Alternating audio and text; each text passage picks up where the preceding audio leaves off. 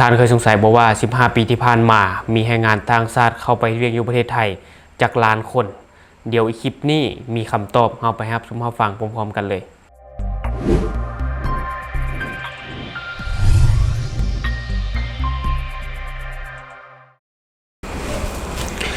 สบายดีท่านผู้ชมกลับมาพบกับช่อง Talk The New และในมื้อนี้เองเขาจะมาส่องเบิ่งสถิติ15ปีที่ผ่านมาว่าจะมีแรงงานต่างชาติเข้าไปเฮ็ดเวียกอยู่ประเทศไทยจากคนเนาะซึ่งข้อมูลตัวนี้เขาจะเอามาจากเว็บไซต์ไทยพับลิกาเนาะซึ่งทุกคนก็สามารถเข้าไปเสิร์ชแล้วก็ไปอ่านเบิ่งได้แต่ในมื้อนี้เขาจะเก็บข้อมูลสถิติตัวนี้มาฝากท่านผู้ชมก็คือก่อนอื่นเลยเราต้องเข้าใจก่อนว่าสำหรับแรงงานลาวหรือว่าแรงงานต่างชาติที่ไปเฮ็ดเวียกอยู่ประเทศไทยถือว่าเป็นฟันเฟืองสำคัญของประเทศไทยเพราะว่าประเทศไทยก็เป็นประเทศหนึ่งที่ขาดแคลนแรงงานและก็ต้องการแรงงานเป็นจำนวนหลายอย่างเช่นในโรงงานนิคมอุตสาหกรรมหรือว่าการเกษตรหรือว่าการบริการอื่นๆเนาะที่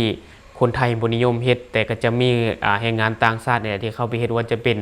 ลาวกัมพูชาเมียนมาแล้วก็เวียดนามที่เข้าไปเฮ็ดและวันนี้เฮามาเบิ่งเนาะว่าเป็นหยังกลุ่มประเทศ CLMV เนี่ยนะถึงเลือกที่จะไปเฮ็ดเวียกอยู่ประเทศไทยในต่างประเทศเฮาบ่แน่ใจว่าเป็นย้อนสาเหตุหยังอย่างเช่นประเทศเมียนมากัมพูชาแล้วก็เวียดนามบ่ฮู้ว่าเป็นย้อนสาเหตุหยังเขาเจ้าจึงเลือกไปเฮ็ดเวียกอยู่ประเทศไทยแต่เฮาจะเดาคร่าวๆเหตุผลหลักๆที่ไปเฮ็ดเวียกอยู่ประเทศไทยก็ย้อนว่ามันมีค่าแรงที่สูงกว่าเนาะอันนี้ตามเฮาเบิ่งในมุมมองของต่างประเทศและสำหรับลาวเองที่เป็นหยังจึงเลือกไปเฮ็ดเวียกอยู่ประเทศไทยเป็นหยังบ่ไปเกาหลีญี่ปุ่นอย่างต่างๆที่มีค่าแรงที่สูงกว่าไทยอันหลักๆเลยที่คนลาวเลือกที่จะไปเฮ็ดเวียกอยู่ประเทศไทยก็ย้อนว่าลาวและไทยมีวัฒนธรรมที่คล้ายๆกันมีการกินอยู่ที่คล้ายกันสื่อสารกันเข้าใจแล้วอีกอย่างก็เป็นบ้านไกลเฮือนเคียงกันเนาะมีหลายอย่างที่คล้ายกันเลยเฮ็ดให้คนลาวตัดสินใจไปเฮ็ดเวียกอยู่ประเทศไทยแต่ว่าในปัจจุบันแรงงานลาวที่ไปเกาหลีญี่ปุ่นอย่างต่างๆก็มีหลายอยู่มันบ่แต่ส่วนใหญ่จะเป็นคนที่มีเงินที่ไปเฮ็ดเพราะว่าในการที่เราจะไปเฮ็ดเวียกอยู่ต่างประเทศแล้วนี่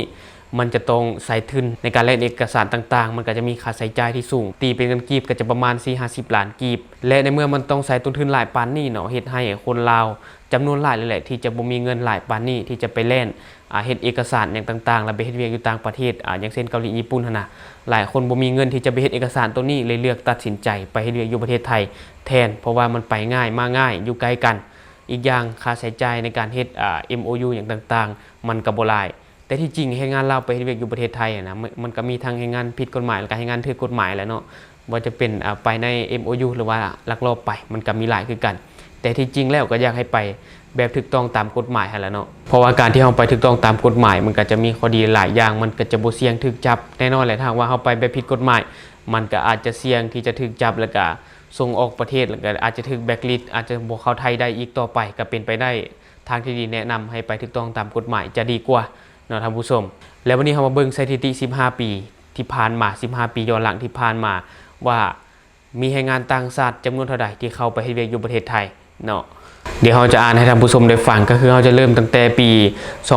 2553จนถึงปัจจุบันเนาะจนถึงปี2567ก็คือปีที่ผ่านมาก็คือในปี2553นี้มีแรงงานต่างชาติเข้าไปเฮ็ดเวียกอยู่ประเทศไทยทั้งหมดละแม่น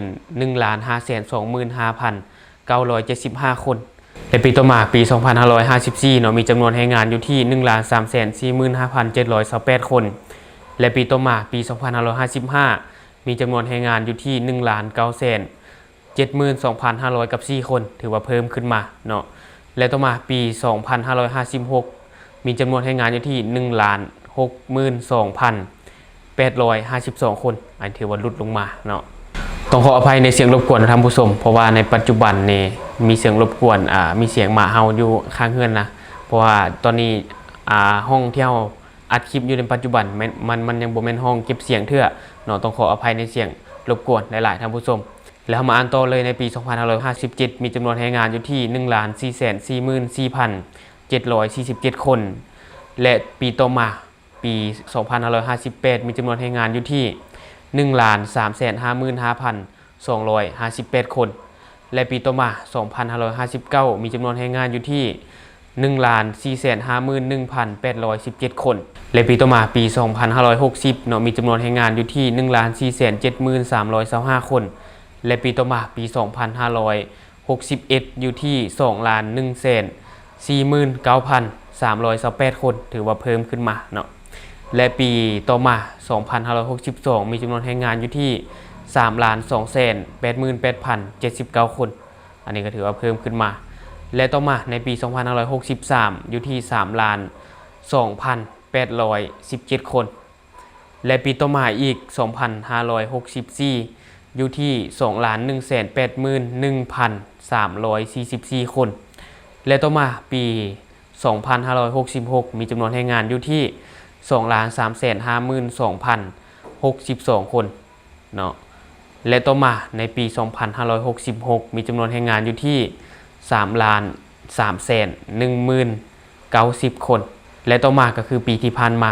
2567 ที่ผ่านมามีจำนวนแรงงานอยู่ที่ 3,289,536 คนเนาะอันนี้ก็คือข้อมูลในปีที่ผ่านมาและนี่ก็จะเป็นข้อมูลสถิติ15 ปีที่ผ่านมาเนาะมันก็จะเสื่อเห็นว่าในช่วง 2-3 ปีที่ผ่านมาก็ถือว่ามีแรงงานเพิ่มขึ้นมาหลายเมื่อเทียบกับในช่วงปี 2553 ที่ผ่านมานะท่านผู้ชมและข้อมูลตัวนี้เนาะก็จะเป็นข้อมูลรวมก็คือจะเป็นจำนวนรวมจำนวนแรงงานต่างชาติรวมเลยจะบ่มีสถิติของแต่ละประเทศอย่างเช่นประเทศลาวมีจำนวนแรงงานเท่านี้ประเทศกัมพูชามีจำนวนแรงงานเท่านี้อันนี้จะบ่มีสถิติแบบนี้อันนี้ก็คือจะเป็นสถิติรวมเลยเนาะแต่ถึงแม้ว่าจะบ่มีสถิติแต่ละประเทศเนาะแต่มันก็เชื่อเห็นว่าคนลาวไปขายแรงงานอยู่ไทยเป็นจำนวนหลวงหลายเพราะว่าในช่วงที่ผ่านมาช่วงเทศกาลปีใหม่หรือว่าช่วงสงกรานต์ก็คือทางการไทยมีมาตรการผ่อนผันให้แรงงานต่างชาติสามารถกลับไปเล่นเทศกาลปีใหม่อยู่ประเทศตัวเองได้โดยที่บ่ต้องเสียค่าธรรมเนียมและบ่ต้องขอใบอนุญาตเข้าเมืองใหม่เนาะเลยเฮ็ดให้มีแรงงานเป็นจำนวนหลวงหลายแห่กลับประเทศก็คือมีซองนึงเนาะที่เขาเจ้าได้แรงงานไปในช่วงเทศกาลปีใหม่หรือช่วงสงกรานต์มีแรงงานต่างชาติแห่กลับประเทศอย่างเช่นประเทศลาวที่เขาเจ้าได้แรงงานอย่างบคสเกือบแตกเขาเจ้าว่าเพราะว่ามีแรงงานแห่กับประเทศหลายแห่งในช่วงสงกรานต์ก็คือบางคนก็จะเอาเงินกลับมาฝากพี่ฝากน้องมาลิ้นปีใหม่จะได้มีกำลังใจไปเฮ็ดเวียกอยู่ประเทศไทยอีกครั้งเนาะอันนี้ก็ถือว่าเป็นเรื่องที่ดีและวันนี้เนาะเราจะมาเบิ่งว่ากลุ่มประเทศ CLMV หรือว่ากัมพูชาลาวเมียนมาเวียดนามนี่นะแต่ละประเทศนี่นะที่เข้าไปเฮ็ดเวียกอยู่ประเทศไทยส่วนหลายไปเฮ็ดเวียกหยังหรือว่าอยู่ในแขนงการใดอันดับแรกเลยก็คือประเทศกัมพูชาจะไปอยู่ในแขนงการอุตสาหกรรมและงานก่อสร้างและการผลิตและจำหน่ายเครื่องดื่มและอาหารและต่อมาก็จะเป็นลาวเองก็จะอยู่ในโรงงานอุตสาหกรรมผลิตและจำหน่ายเครื่องดื่มและอาหารหลายที่สุดและต่อมาก็จะเป็นงานบริการและการเกษตรอันนี้สำหรับประเทศลาวและต่อมาก็จะเป็นประเทศเมียนมาส่วนใหญ่จะอยู่ในโรงงานอุตสาหกรรมและการก่อสร้างหลายที่สุดต่อด้วยกิจกรรมการเกษตรและผลิตจำหน่าย